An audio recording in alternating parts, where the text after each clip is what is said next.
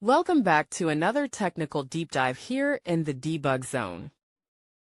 Today we're tackling a big question and breaking it down with insights from other users. Hopefully this clears up some misconceptions and helps you get the answer you need. So buckle up, stay a little curious, and let's jump right in.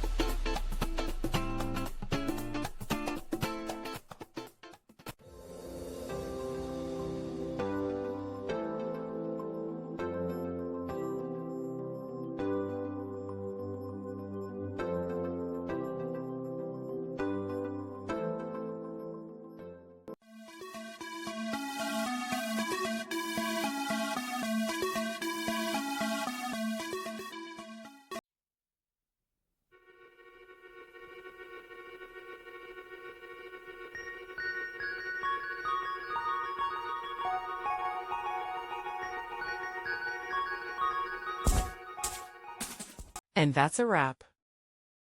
I hope you found the answer you were looking for. If you did, take a second to hit that subscribe button. It really helps out. And let me know in the comments which solution worked best for you.